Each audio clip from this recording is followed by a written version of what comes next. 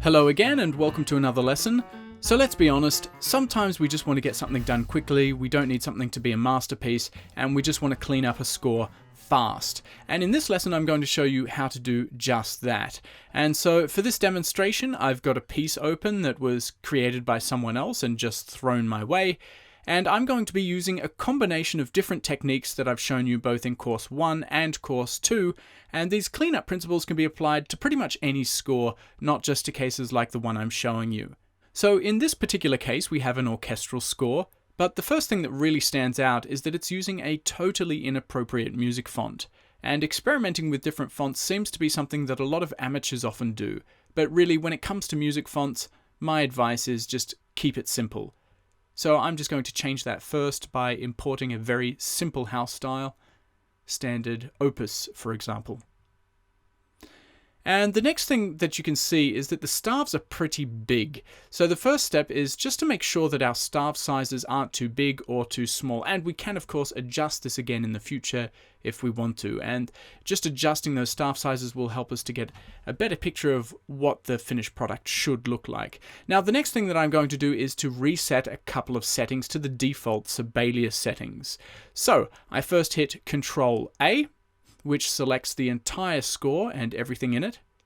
And then I'm going to hit Control-Shift-D, and this is going to reset the design of every single object in my score. And then I'm going to press Control-Shift-P, which will reset the position of every single object in my score. And you'd be surprised at how much this will clean things up in a really messed up score. All we're doing is setting things back to their default design and their default position. And it will just mean that all of our text fields and objects will have a uniform size and position. We're just creating a blank slate. Now the next thing I'm going to do is to straighten out the score's horizontal spacing, as I showed you in Course 1. So I first have to add a new instrument, and I want to add a hidden instrument down the bottom of my score.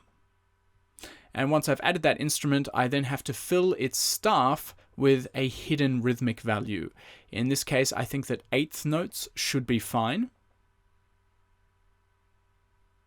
And because that rhythmic value now stretches across my entire score, you can see that my score's spacing is so much more even. It's all very uniform. Although because I now have an invisible staff down the bottom of my page, I'm just quickly going to reduce my bottom margin in the document setup window, just so that I don't have such a huge gap between the bottom staff and the edge of the page.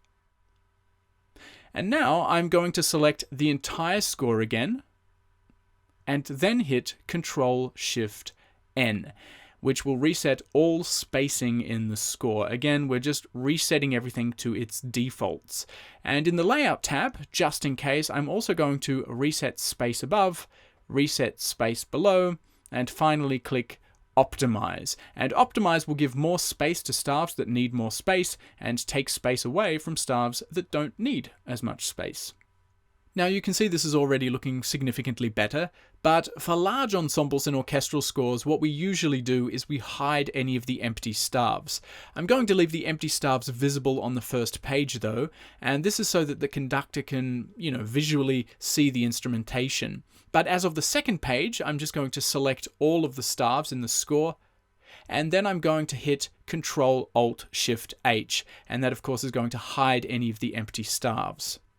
Now, obviously, there's still a heck of a lot of work to do, but you can see that making these quick changes can have a dramatic impact on a messy score, and the procedure that I just showed you is something that I often use to quickly clean up a score that someone's thrown at me.